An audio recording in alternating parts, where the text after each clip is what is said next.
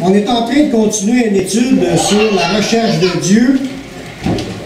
Parce que Dieu, il y a beaucoup de choses à nous apprendre dans ce thème-là. Puis là, il me révèle des nouvelles idées au fur et à mesure que l'étude elle se développe.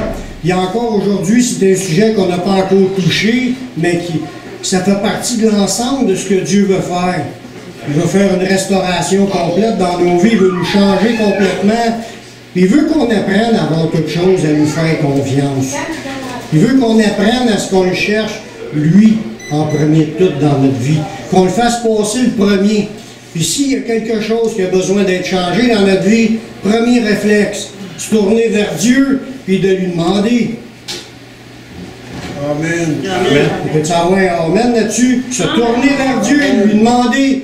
Au lieu de, on se tourne vers les hommes, vers les sciences, vers les psys, puis les psys avec un S, parce qu'il y en a de toutes les sortes, des psys, dans tout. C'est correct de voir les gens puis leurs solutions.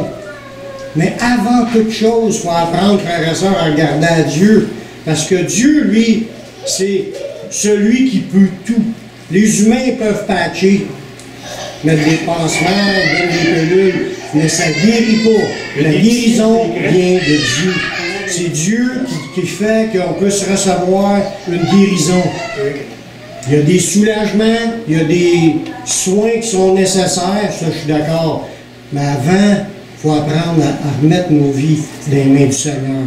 Tous nos petits problèmes, nos grands problèmes, en fin de compte, tous nos problèmes, il les connaît. Il sait tout, puis il y a la solution pour toute situation. Quand Jésus était sur la terre, il guérissait toute maladie, toute infirmité. Il n'y a rien que Jésus n'est pas capable de guérir. Et Jésus est le même hier, aujourd'hui et éternellement. Il est encore pareil, il peut encore faire au-delà même de ce qu'on peut s'imaginer. Il faut apprendre, frères et sœurs, à rechercher Dieu en premier. Prendre du temps avec, là, c'est ça, rechercher, c'est prendre du temps pour lui parler.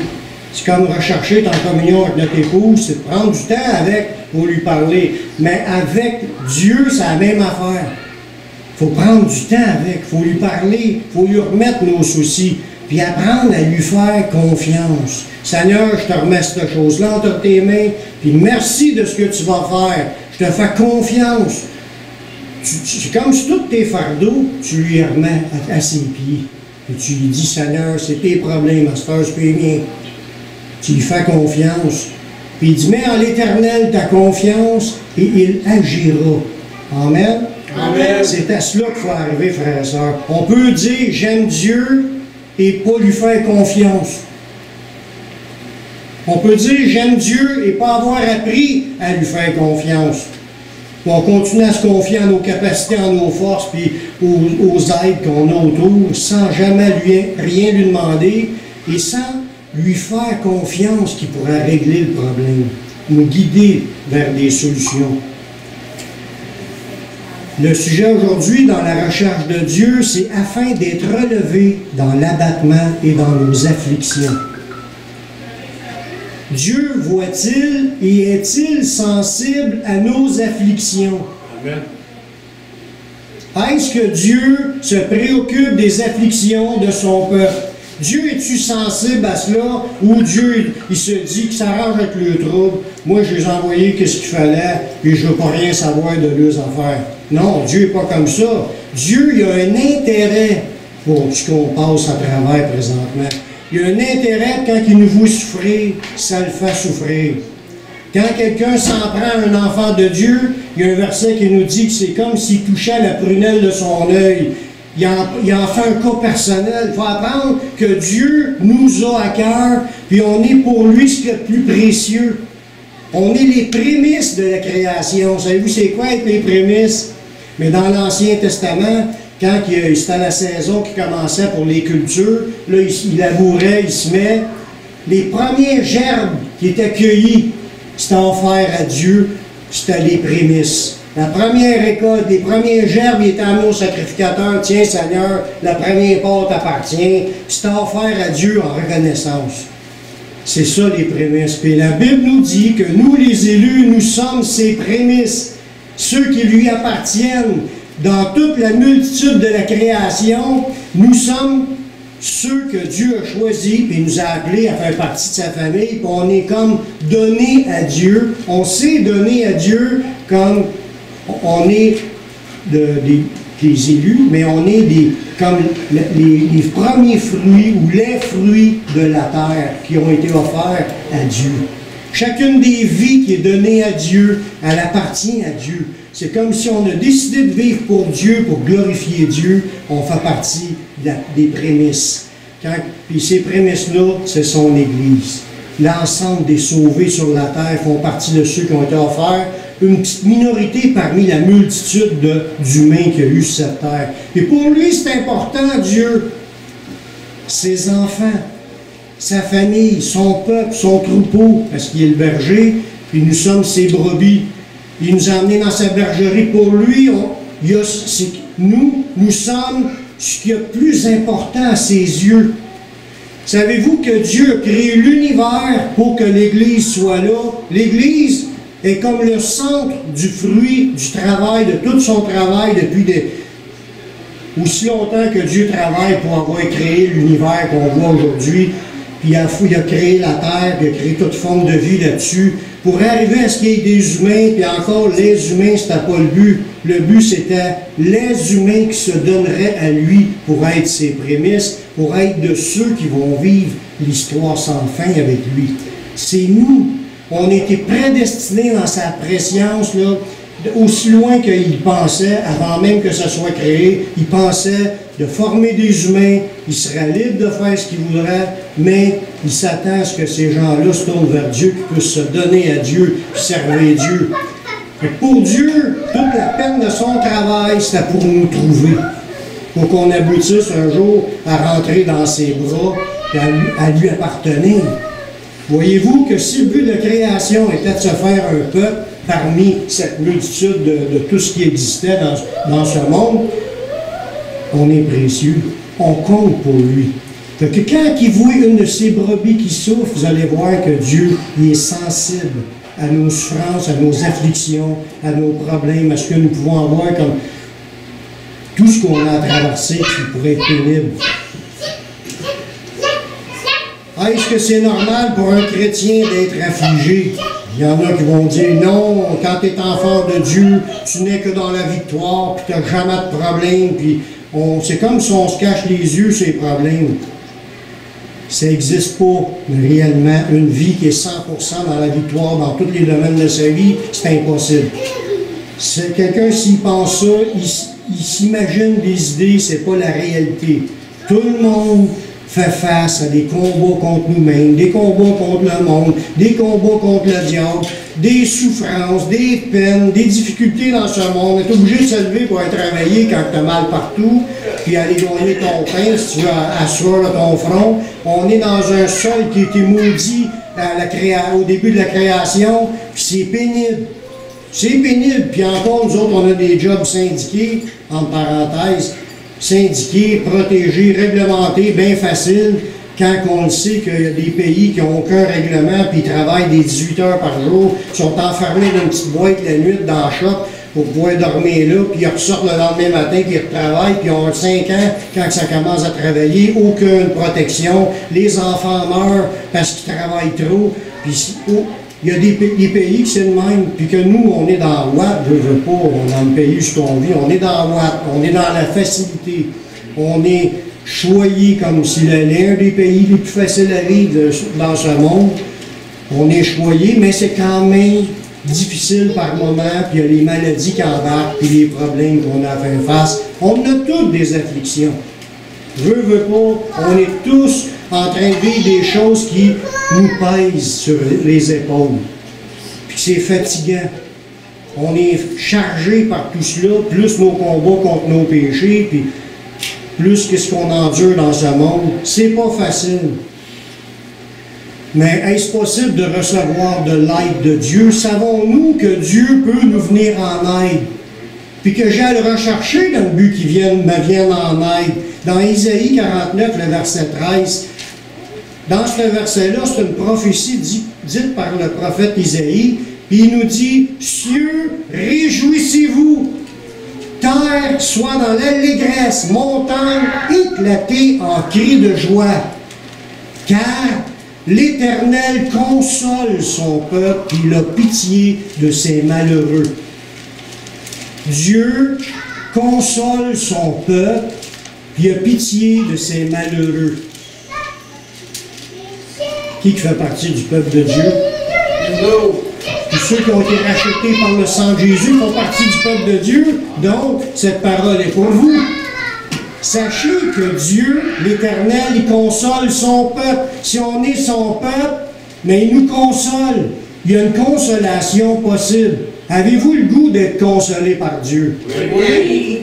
C'est bien mieux que n'importe quelle pilule ou n'importe quelle thérapie quand Dieu intervient dans le cœur d'une personne.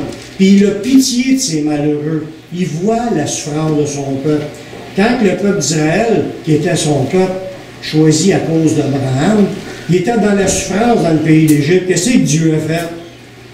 Il les a fait sortir. Il les a fait sortir de là. Il a tout fait pour qu'ils sortent de là. C'est sûr qu'ils ont souffert un bout. Mais après ça, Dieu est descendu, puis là, il a envoyé Moïse avec sa puissance. Il a fait des signes, des prodiges, des miracles. Ils ont sorti le peuple de là. Il leur a donné une terre où se reposer. Une terre promise. Mais Dieu fait la même chose encore aujourd'hui. C'est pas juste pour ce temps-là. Dieu peut être votre consolation. Vous pouvez vous sentir entouré de sa paix, de sa joie, de son amour, comme si vous vous sentez serré dans ses bras. Dieu veut, il vous aime, il veut vous secourir. Dieu veut que tu saches que dès les anciens temps, dans les temps les plus reculés où on a de la révélation de Dieu, il s'est révélé comme étant celui qui guérit. Dieu, il se faisait appeler Yahweh Rapha, qui est un nom dans l'Ancien Testament en hébreu, qui veut dire que c'est celui qui guérit. C'est le Dieu qui guérit. Il avait fait une alliance avec le peuple juif. Puis il s'est révélé comme étant celui qui guérit. Il dit, puis le mot guérir dans cette phrase-là, c'est guérison, être guéri, rétablir, assainir, devenir saint, pardonner, réparer, penser, ou comme un médecin. Dieu se révèle comme étant celui qui peut panser vos plaies, comme étant votre médecin. Bonjour, Dieu nous dit bonjour, je suis Dieu, ton médecin, celui qui peut te guérir. Dans l'Ancien Testament, ça voulait dire Dieu, mon guérisseur. Ce nom-là, il a été révélé aux enfants d'Israël quand ils vinrent à Rapha, dans le désert, puis ils ne pouvaient pas boire de l'eau parce que l'eau était amère. Ça, on voit ça dans Exode 15, versets 22 à 26. C'est là que Dieu a révélé son nom, Yahweh Rapha. Dieu fit une alliance de guérison avec son peuple. Il lui dit, si vous gardez mes commandements et vous marchez dans ma parole, autrement dit, vous êtes consacrés à moi, là.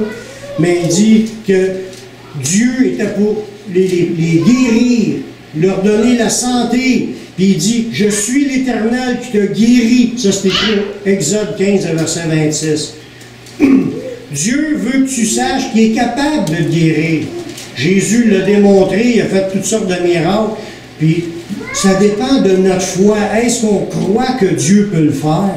Est-ce qu'on croit que Dieu veut le faire? Des fois, on se dit, oui, je crois qu'il peut le faire, mais je ne crois pas qu'il veut me le faire à moi. Mais si vous seriez malade, puis vous seriez dans la ville de Jérusalem, dans le temps de Jésus, puis que Jésus passe dans la rue, si vous auriez été là, malade, sur le bord du chemin, peut-être aveugle, sourd, tout croche, et là, Jésus aurait passé, puis vous auriez dit, Seigneur, aie pitié de moi. Jésus aurait reviré de bord, il serait venu, il aurait prié pour vous, puis vous auriez été guéris. Il le fait à tous ceux qui étaient devant lui et qui lui demandaient. Jésus est encore le même aujourd'hui. Il s'attend à ce que vous ayez de la foi. Il veut que vous croyiez qu'il est celui qui guérit. C'est quand tu rentres dans cette connaissance-là, de connaître que Dieu, il peut te secourir. Dans l'Ancien Testament, dans les psaumes, ils en ont parlé justement du secours de Dieu. Puis ils ont été inspirés à nous donner des paroles dans les psaumes, des paroles de consolation qui remplissent nos cœurs d'espérance puis de vouloir croire que Dieu est capable de nous guérir. Dans le psaume 34, le verset 6 à 8, ça nous dit « Quand un malheureux crie », quelqu'un qui est malheureux, c'est quelqu'un qui souffre, qui a de la peine. Il arrive des malheurs, il arrive des choses difficiles dans sa vie, il est triste, il est abattu, il pleure, il est malheureux. Qu'est-ce que tu fais quand tu es malheureux? Tu critiques. Ah non, c'est pas ça qu'il faudrait faire. Il ne faut pas critiquer. Il faut prier, crier à Dieu et dire Seigneur. Il dit quand le malheureux crie, l'Éternel entend. Amen. Dieu vous entend. Pourquoi il veut vous entendre? Parce que vous êtes précieux pour lui. Vous êtes ses enfants. Y a-t-il une mère qui ne veut pas écouter son enfant qui broille, qui crie? Règle générale, les mères sont attentives aux cris de leur enfant. Un moindre petit cri, oups, il se passe quelque chose, ils vont même vérifier. Ils vont même au-devant. Mais Dieu, il est pareil. Il veut qu'on sache qu'il est pareil. Il veut venir au-devant de nous. On crie parce qu'on crie à Dieu, pas crier des bêtises, pas crier des critiques, crier dans le but de demander un secours. Il dit quand un malheureux crie, l'Éternel entend et il le sauve de toutes ses détresses. C'est ce que ça nous dit dans le psaume 34, le verset 6 à 8. En plus de ça, il nous dit dans ce passage-là, l'ange de l'Éternel campe autour de ceux qui le craignent et les arrache au danger. Sentez et voyez combien l'Éternel est bon. Heureux l'homme qui cherche en lui son refuge. Voyez-vous, dans ce verset-là, on trouve aussi la solution, comment y arriver. Il faut que vous désiriez trouver votre refuge en Dieu. Vous réfugier, c'est tu te mets à l'abri en dessous de lui. C'est lui mon protecteur, c'est lui mon guide. Mon père est bien plus fort que le tien. Parce que tu te sens en sécurité, tu t'es réfugié en dessous du secours de Dieu. Tu as confiance que ce Dieu-là peut répondre à ton cri. Tu as confiance qu'il va te secourir, qu'il va te délivrer, qu'il va pourvoir, qu'il va te protéger. Dieu va tout faire pour toi si tu apprends à te réfugier, à lui faire confiance. Un autre beau psaume qui nous parle de la même phrase dans le psaume 34, les versets 17 à 22. Là, il ne dit pas les malheureux qui crient. Il dit quand les justes crient. C'est qui ça, les justes? Les autres. À cause de quoi? À cause de lui. À cause de lui, mais être juste, ça veut dire que oui, cette personne-là, c'est une personne juste. Dieu déclare que certaines personnes sont justes. À cause de quoi qu'on a été déclarés justes? C'est parce qu'on est meilleur que les autres? Non, pas du tout. C'est Jésus qui nous purifie de tout péché. Parce que Jésus a passé sur nous, son sang a passé sur nous, on a été lavés de nos péchés, on est purifiés. Fait qu'à cause de Jésus, je suis devenu juste. Pas parce que je le suis parce que je suis meilleur qu'un autre. Fait qu'il n'y a jamais de place pour qu'un chrétien s'enfle d'orgueil. C'est tout parce que c'est Jésus que tout accomplit. Toute la gloire revient à Jésus. Fait que quand un juste crie, ça veut dire c'est quelqu'un qui a passé par Jésus, il crie à Dieu. Ah, les oreilles de Dieu se redressent. Il dit l'Éternel entend. Et il les délivre de toute leur détresse. Est-ce que des détresses que Dieu n'est pas capable de nous délivrer? Non. Dieu peut tout, même au-delà de tout ce qu'on peut s'imaginer. Puis, on continue ce verset-là, dans le verset 18, écoutez bien ces paroles-là. L'Éternel est près de ceux qui ont le cœur brisé. C'est quoi avoir le cœur brisé? Avoir de la peine, la souffrance dans notre âme. On est abattu, on est dans l'affliction, parce qu'on vit des affaires difficiles, puis là, on a le goût de pleurer. Mais quand un de ses justes, ses enfants, il est dans la peine, parce qu'il est malheureux dans son cœur, il a le cœur brisé, il a de la peine et de la souffrance, Dieu, il est à côté de lui, il est prêt.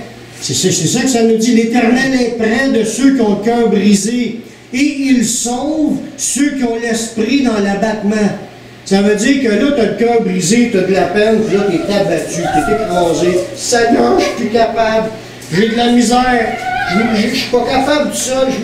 Dieu, il est là, puis il entend toutes tes lamentations. Pas tes lamentations dans les critiques, tes lamentations dans le sens que tu cherches son secours. Tu y confies ta faiblesse. Tu lui dis que tu n'es pas capable tout seul par toi-même de t'en sortir. Puis tu t'attends à ce qu'il fasse. Dieu, il est là, il écoute tout ce que tu es en train de lui dire. Tu vas passer la soirée à pleurer, il est à côté de toi, puis il t'écoute. Des fois, tu dis, je suis seul, il n'y a personne qui m'écoute. Dieu est à côté de toi, puis il t'écoute. Jésus, quand il l'a dit, je suis avec vous tous les jours, jusqu'à la fin du monde. Fait qu'il est là quand on pleure, puis il est là aussi quand on est dans le plaisir. On est heureux, on est béni, on pète le feu dans le sens spirituel, on est heureux. Bon, mais Dieu est là aussi. Mais particulièrement aujourd'hui, je veux porter l'attention sur que rechercher Dieu afin d'être relevé dans l'abattement et dans nos afflictions. Fait que quand tu es affligé, tu as de la peine, tu es triste, puis tu pleures, là tu tombes dans l'abattement. L'abattement, c'est... Tu sens même plus que tu as la force de combattre. Tu es comme sur un down. Moralement, tu es abattu, tu es comme si tu as baissé les bras, puis tu n'en peux plus. C'est au-delà de tes capacités. Mais quand tu es rendu à cette étape-là, mais Dieu est à côté de toi, il nous dit dans ce verset-là, il sauve ceux qui ont l'esprit dans l'abattement. Parce que tu es son enfant, parce que tu es un juste, parce que tu lui appartiens. Il t'aime tellement que quand tu pleures et que tu te sens seul, Dieu est là et il te relève. Si tu t'en sors, c'est parce que c'est lui qui t'a aidé. Fais juste savoir que Dieu veut, il peut, puis il le fait. Il t'écoute, il t'entend, il est avec toi, il est là, puis il veut te relever. Juste encore dans le même verset, il dit « Le malheur atteint souvent le juste, mais l'Éternel l'en délivre toujours. » Si un chrétien, un enfant de Dieu, ne sort pas de son état de malheur, il vit, le malheur nous frappe, mais on s'en sort. Si quelqu'un ne s'en sort pas, c'est pas parce que Dieu n'était pas capable de le faire, c'est parce que la personne n'a peut-être pas demandé à Dieu de l'aider. Puis de garder confiance que Dieu va le sortir, puis que Dieu l'entend, puis que Dieu est avec lui, puis Dieu va l'aider, puis il va te relever. Il dit, il nous sort, il nous délivre de toutes nos souffrances. Il dit, le malheur atteint souvent le juste, mais l'Éternel l'en délivre toujours. Il garde tous ses os, aucun n'est brisé. Le malheur tue le méchant, et les ennemis du juste sont châtiés. Mais l'Éternel délivre l'âme de ses serviteurs, et tous ceux qui l'ont pour refuge échappent au châtiment. Vous savez qu'il y a un châtiment qui s'en vient pour l'ensemble de l'humanité, sauf pour ceux qui appartiennent à Dieu. Si on a trouvé en Dieu notre refuge, on échappe au châtiment. Gloire à Dieu. On a tout, même si tu n'as rien, t'es pauvre, dans ton compte de banque, c'est écrit moins 10 000 $, parce que tu es 10 000 $ de dette, ou 20 000 ou 50 000, tu es dans le rouge. Même si tu n'as rien devant toi, tu n'as plus de famille, tu n'as plus rien. Si tu as Dieu dans ta vie, parce que tu as donné ta vie, tu as confessé que Jésus c'était le Sauveur, puis il est à mort pour tes péchés, puis tu l'as reçu pour toi, puis tu as dit, Seigneur, je veux changer de vie, je veux vivre avec toi. Fait que là, tu as demandé son Saint-Esprit. À partir de ce moment-là, tu es pardonné, tu marches avec Dieu, tu es un juste, tu as tout. Même si tu n'as rien autour, tu as tout, Dieu est avec toi. Tu as déjà tout ce qui est le nécessaire pour passer à travers de ta vie et de rentrer dans la vie éternelle. Amen. Dieu, dans l'Ancien Testament, il avait averti, c'était l'Ancienne Alliance, mais avant que Jésus meure sur la croix, il avait averti qu'il viendrait celui qui était pour nous consoler. Il a averti une personne, il a dit, dans pas longtemps, tu vas voir de tes yeux celui qui va amener la consolation à toute l'humanité, au peuple de Dieu. Dans Luc 2, 25 et 26, ça nous parle d'un homme qui s'appelait Siméon. Un vieillard qui avait la crainte de Dieu et qui était rempli du Saint-Esprit. C'est un peu avant que Jésus vienne au monde. Cet homme-là, il était juste et pieux. On voit ça dans Luc 2, 25 et 26. C'est un homme juste et pieux. Il attendait la consolation d'Israël. Il attendait de Dieu, que Dieu envoie la consolation. Là, le sujet qu'on est en train d'étudier, c'est que Dieu nous relève de notre abattement et de nos afflictions. Mais celui qui est pour nous consoler, pour nous relever, il y a un nom. Il y a un nom, celui qui nous accorde la consolation. Ce nom-là, c'est Yeshua, Jésus-Christ de Nazareth. C'est lui qui était envoyé par Dieu pour être le consolateur d'Israël. Ça nous dit que Siméon était rempli du Saint-Esprit, puis il dit qu'il attendait la consolation d'Israël. Il attendait que Dieu envoie ce qui était nécessaire pour que Israël soit consolé.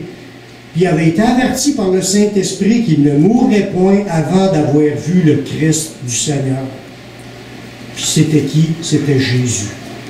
Puis ce qui est arrivé, c'est qu'il était dans le temple une journée, il était vieillard, il était dans le temple, puis Marie arrive avec son enfant pour le consacrer à Dieu, puis le faire selon les rituels juifs, de le circoncire, etc.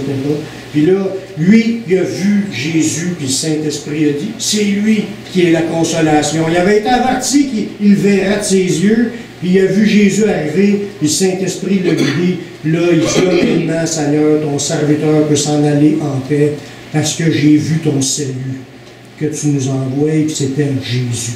Jésus a été présenté comme étant le consolateur de l'humanité, du peuple juif pour commencer, puis après ça, ça s'est étendu à travers toute l'humanité.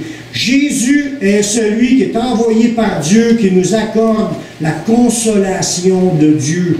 Tout ce qu'on peut recevoir de Dieu nous est donné à travers Jésus. Jésus, j'en ai parlé dans d'autres passages, dans d'autres prédications avant, un des premiers messages qu'il a prêché après qu'il soit converti, il a parlé d'une promesse dans l'Ancien Testament, que le oint, le Christ, serait oint pour manifester la puissance de Dieu sur la terre, puis d'accorder des guérisons, des délivrances, etc. Je vais vous lire ce passage-là, mais dans l'Ancien Testament, et dit par le prophète Isaïe. Isaïe 61, les versets 1 à 3. Vous allez voir que tout ça, ça se tient. Puis les promesses de l'Ancien Testament faites par le prophète Isaïe ont eu leur accomplissement en Jésus. Ça se lit comme suit dans Isaïe 61, les versets de 1 à 3. C'est Jésus qui lit ce passage-là devant la foule, puis il a dit aujourd'hui, cette parole de l'Écriture est accomplie. C'est à quoi cette Écriture-là? L'Esprit du Seigneur, l'Éternel est sur moi, car l'Éternel m'a oint. Oint, c'est qu'il a donné l'onction pour porter la bonne nouvelle aux malheureux. Ça, la bonne nouvelle, on la connaît. Il m'a envoyé pour guérir ceux qui ont le cœur brisé. Fait que Jésus, son onction qu'il a reçue, c'était pour guérir les cœurs brisés. Là, je vous en parle depuis tout à l'heure des cœurs brisés. Ceux qui pleurent, les cœurs brisés, c'est que tu as des souffrances que tu as dans ton âme. Tu pleures, tu es triste, tu es abattu. Tu as tout ce qui peut être dans ton âme intérieure. Un oint, c'est un disciple baptisé? Non, un oint, c'est celui qui a été oint du Saint-Esprit. C'est dans ce contexte-là, c'était Jésus qui était le oint. Jésus, quand il a lu ce passage-là, il a dit, aujourd'hui, cette parole du Seigneur était accomplie. C'est lui qui était celui qui avait été oint pour annoncer la bonne nouvelle et pour guérir ceux qui ont le cœur brisé et pour les autres choses que je vois là. Pardon? Jésus a été choisi par Dieu, fait qu'il était oint. Oui, il était oint. Puis quand on parle de oint, ça vient du mot oindre, de l'onction que tu reçois. C'est de l'huile qui était versée sur la tête. Dans l'Ancien Testament, il y avait des rois qui recevaient l'onction, de l'huile sur la tête, pour être consacrés. Ils recevaient de l'huile. Il y a des rois, des sacrificateurs et les prophètes. C'est à cause qu'il avait été baptisé ou que les disciples étaient baptisés qui étaient oints. Non, l'onction vient de Dieu, que Dieu a déversé son Saint-Esprit sur lui pour un ministère quelconque, que de roi, de prophète ou sacrificateur. Mais Jésus a reçu l'onction pour être le consolateur, celui qui amènerait la consolation parmi le peuple d'Israël. Et après ça nous a été transmis à nous. On a eu l'ouverture de pouvoir recevoir les bénédictions. Donc on peut dire d'une autre façon que Dieu a choisi Jésus, puis c'est pour une mission plaisir sur la terre. Plus que son plaisir, parce vous allez le voir un peu plus loin dans les autres études, Jésus était là auprès du Père de toute éternité. Puis là, quand il est envoyé, c'était décidé par Dieu le Père qu'il l'enverrait pour venir faire ce qu'il avait à faire. Puis il a besoin d'être loin. C'est l'onction, c'est la puissance du Saint-Esprit qui était versée sur lui pour pouvoir faire le ministère qu'il avait à faire, de guérir ceux qui ont le cœur brisé, de proclamer aux captifs la liberté, ça c'est délivrer les captifs, de délivrer les prisonniers. Le verset 2 il dit pour publier une année, c'est un temps de grâce, un jour de vengeance de notre Dieu. Puis là on rentre dans la suite de ce verset-là qu'on ne lit pas souvent. Il dit qu'il a été loin Jésus pour consoler tous les affligés. Voyez-vous, on parle de cœur brisé, on parle d'affliction, mais Jésus, son onction, était aussi pour consoler ceux qui ont le cœur brisé. Fait que quand tu as des souffrances dans ton âme, Jésus a reçu l'onction pour te consoler, pour nous consoler. Puis le verset 3 de Isaïe 61, ça continue encore, pour accorder aux affligés de Sion. Qui sont les affligés de Sion? Mais dans ce temps-là, les gens pensaient que c'était les Juifs qui étaient le vrai peuple de Dieu. Mais dans la suite, la révélation, ça a été démontré que le vrai peuple de Dieu était formé de Juifs et de païens, dont nous.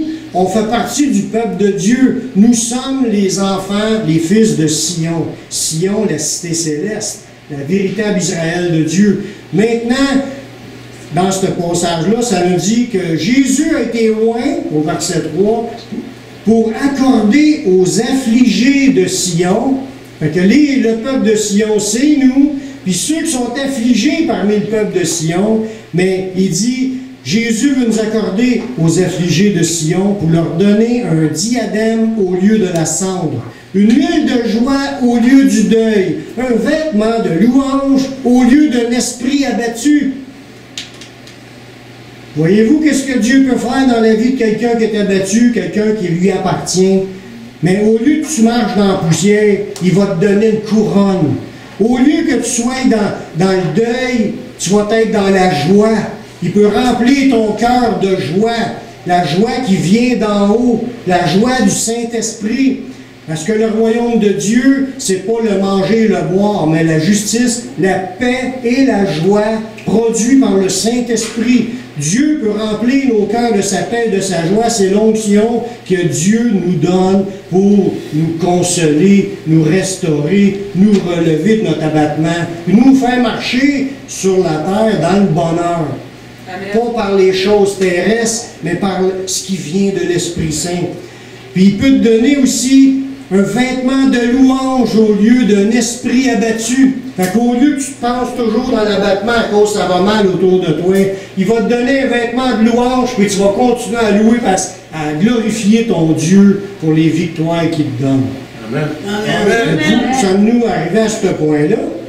Oui. D'être capable de louer Dieu, même si ça va mal. Mais si vous y arrivez, c'est parce que c'est l'Esprit Saint qui est en train de vous donner cette grâce-là. Ça ne vient pas naturellement. C'est Dieu qui a promis que Jésus avait cette onction-là pour le faire. Puis quand tu es un enfant de Dieu en contact, tu reçois ces bénédictions qui découlent. Puis ça fait partie de ces bénédictions. Fait que le Seigneur, il nous avait invités à regarder à lui pour trouver du repos. Vous le savez, ça, hein? Vous avez des souffrances, vous êtes abattus, vous êtes écrasés. On peut regarder à Jésus pour trouver du repos. Il nous l'a dit dans Matthieu 11, 28, il a dit « Venez à moi, vous tous qui êtes fatigués et chargés, je vais vous donner du repos. » C'est ce que Dieu veut faire. Dieu est celui, Yahweh, qui guérit. Yahweh, Yafa, il est celui qui est capable de guérir, te consoler, te donner du repos. Tu es fatigué, chargé, il va te décharger. Il dit « Décharge-toi sous moi. Déchargez-vous sur lui de tous vos soucis, car lui-même prend soin de vous. Il faut que tu apprennes à regarder à Dieu, à rechercher Dieu dans ta vie, à lui remettre tes problèmes entre ses mains. Quand tu es fatigué, c'est le mot grec qui est écrit là, ça veut dire fatigué d'avoir trop travaillé ou d'avoir travaillé beaucoup. Tu es écrasé, tu es fatigué. En bon québécois, tu es brûlé. Tu es au bout, tu n'es plus capable.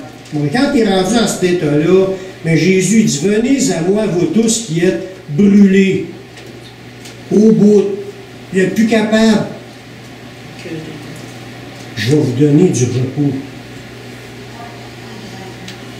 Puis ça nous dit aussi être fatigué, prendre la peine, avoir souffert, c'est être las, fatigué, épuisé par un dur travail ou des fardeaux ou du chagrin. Tu peux être bien abattu aussi à cause de ton chagrin, mais Dieu dit, va à Jésus, il va te donner son repos. Il nous a donné une promesse d'imbéatitude. Heureux les affligés, car ils seront consolés. Qui vous pensez qui est la consolation? Jésus. C'est Jésus. Siméon le dit. Il dit, il attendait celui qui était pour être la consolation d'Israël. Il dit, heureux les affligés, ils seront consolés. Par qui? Par le consolateur, Jésus. Jésus était le premier consolateur envoyé. Quels sont les moyens que Dieu utilise pour nous consoler? Parce que, est-ce qu'on s'en a aperçu que Dieu nous consolait? J'espère que oui, que vous avez déjà reçu quelques consolations. Et si vous ne saviez pas que vous pouviez en avoir, maintenant vous le savez, je vous encourage à remettre tous vos fardeaux, vos problèmes, les remettre dans les mains du Seigneur. Vous n'avez pas une situation et quelque chose qui vous pèse, mais au lieu de critiquer puis de chialer, mais parlez-en donc à Dieu. C'est le seul qui peut régler les affaires bien mieux que nos critiques. Amen. Quels sont les moyens que Dieu se sert pour nous consoler? Il nous console déjà, c'est parce qu'on ne s'est pas arrêté pour y penser. Le premier, j'en ai parlé tantôt, Dieu a déjà donné la parole de Dieu là-dedans de tout ce qui est utile pour notre consolation. Dans Romains 15, le verset 4, c'est ce que ça nous dit. Or, tout ce qui a été écrit d'avance, où ce que c'est écrit, tout ce qui est écrit d'avance, c'est dans la Bible. C'était là bien avant que je vienne au monde. C'était là bien avant que aucun de vous, même le plus vieux de la gang ici, c'était la Bible, c'était là bien avant que vous veniez au monde. Et il dit dans ce passage-là, tout ce qui a été écrit d'avance, même dans l'Ancien Testament, c'était avant Jésus, ça. J'ai lu tout à l'heure des passages dans le temps avant Jésus. Ça a été donné pour notre instruction. Ça veut dire pour nous instruire, pour qu'on apprenne les choses de Dieu. Tout ce qui est écrit là, c'est pour mon instruction, afin que par la patience et la consolation que donnent les Écritures, nous possédions l'espérance. Les Écritures nous consolent, que ça dit dans ce verset-là. De quelle façon que les Écritures nous consolent? Mais quand on voit une promesse, il y a un verset qui nous dit recommande ton sort à l'Éternel, ne t'appuie pas sur ta sagesse, reconnais-le dans toutes tes voies, puis il aplanira ton sentier. Fait que si tu t'aperçois que cette promesse-là est écrite, bien avant que tu sois là, puis c'était pour mon instruction. Là, j'apprends que cette promesse-là est là. Là, je décide de faire confiance à Dieu. Là, je dis, Seigneur, là, je veux voir ta main dans tout là. Je décide, parce que c'est une décision. Je peux dire, oh, ben moi, je verrai. Pour le moment, je suis capable de m'arranger de ça. Je n'ai pas besoin de toi. Il y en a qui vivent de même. Vivent leur vie 100% sans Dieu. Ils ne veulent pas Dieu dans leur vie. Puis Dieu a permis que le système puisse se vivre aussi sans lui. On peut vivre une vie, 100% de notre vie, sans avoir parlé à Dieu une seule fois. Il y en a qui le font. Tant mieux pour eux, mais ce n'est pas pour moi. Moi, j'aime mieux apprendre à m'appuyer sur Dieu et voir des exaucements de voir des réponses de Dieu directes dans ma vie, c'est bien mieux. Fait que là, ce verset-là me dit, recommande-y ton sort, fais-y confiance, puis il va agir. Tu vas voir sa main, puis tu commences à mettre ta foi sur lui. Tu remets le problème, là, tu mets ta confiance. Le Seigneur va agir. Tu fais confiance. Je fais confiance, il va agir. Il me dit qu'il agira. C'est écrit qu'il agira. Moi, je fais confiance à Dieu. C'est écrit qu'il va agir. Là, je veux le voir agir. Puis là, à partir d'aujourd'hui, j'ai décidé que c'est lui qui va agir. J'essaie plus de penser que je suis celui qui va régler mes problèmes. J'y remets mon fardeau. Seigneur, ça fait longtemps que j'essaye, puis je ne suis pas capable. Je le remets entre tes mains. Je te fais confiance. La Bible nous dit qu'il va agir. Amen. Amen. Ça donne de la consolation de savoir ces promesses-là. Là-dedans, c'est les plus grandes, les plus précieuses promesses qu'aucun homme est capable de faire. Il y a juste le Dieu de l'impossible qui est capable de le faire. Ça donne, c'est ce Dieu-là qu'on sert. C'est le Dieu vivant, l'Éternel des armées, celui qui a créé toutes choses. Puis il dit, tout est possible à Dieu. Amen. Amen. Tout ce qui est impossible aux hommes, c'est possible à Dieu. Il n'y a rien qui est trop grand pour Dieu.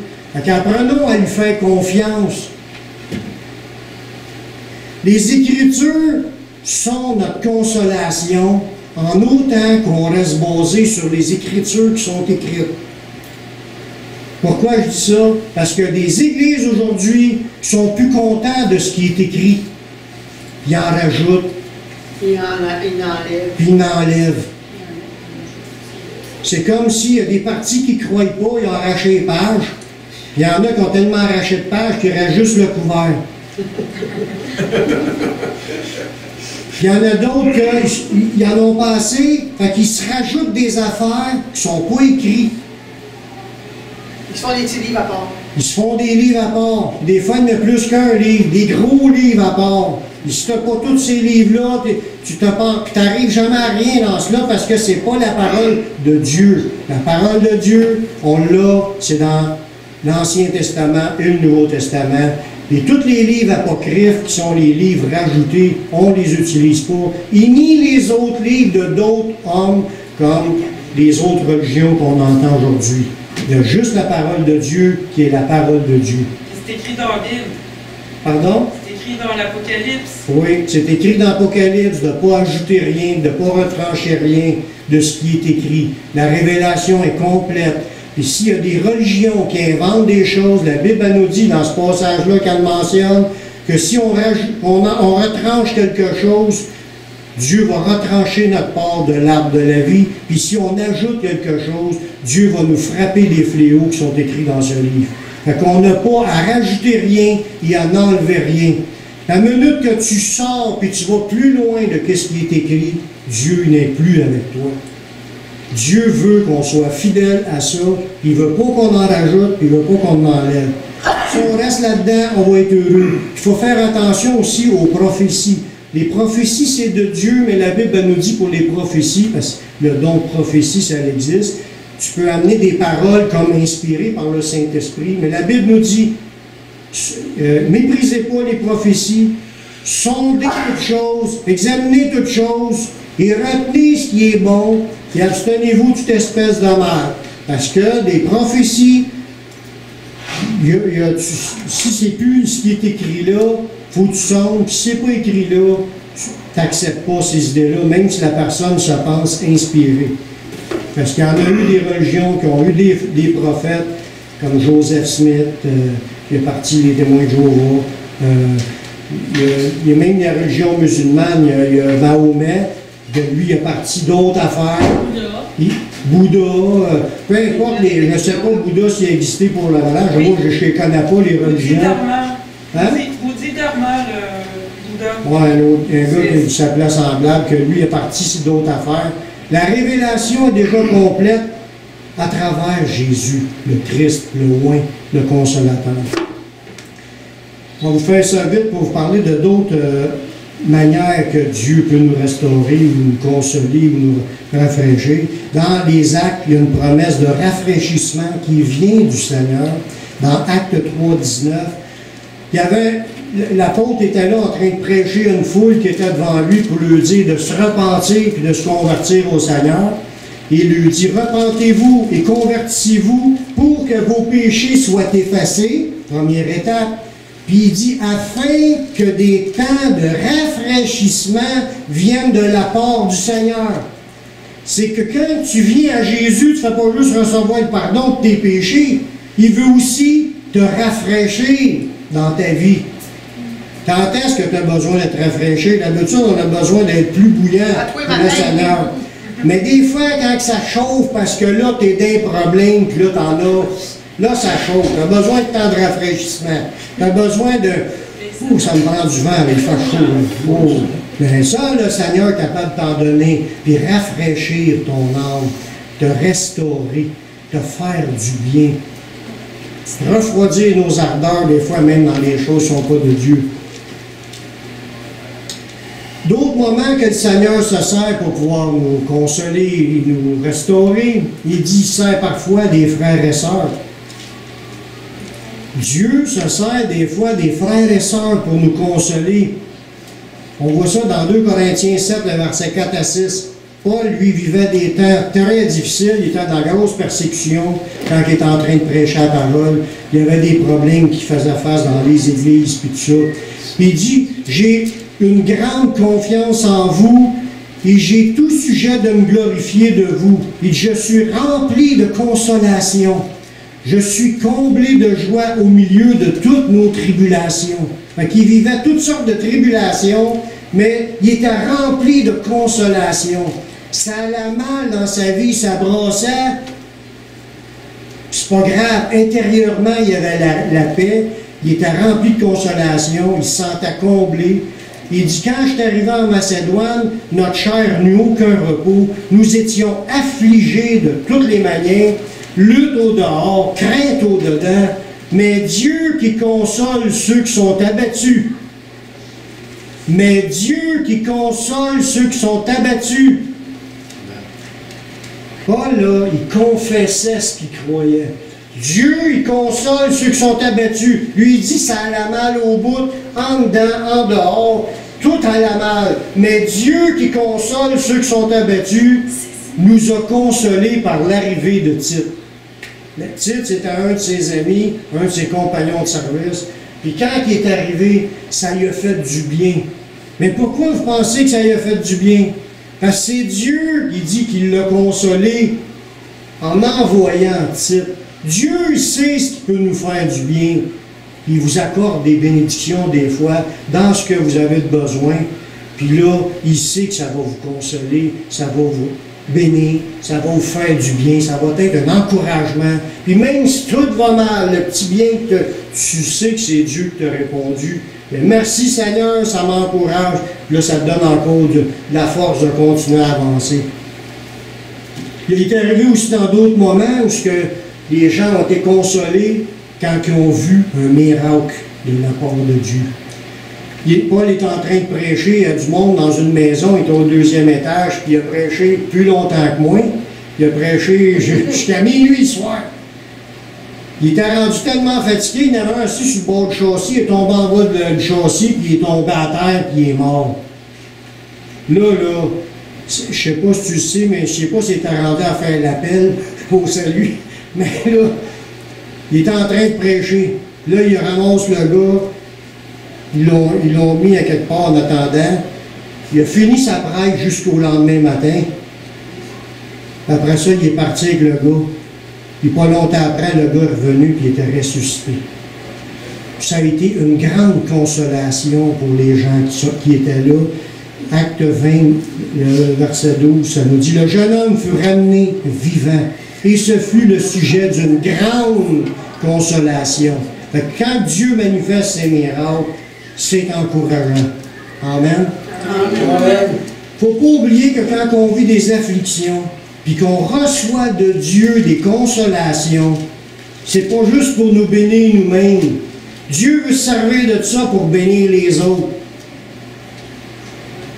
2 Corinthiens, le verset 1, le 3 à 4.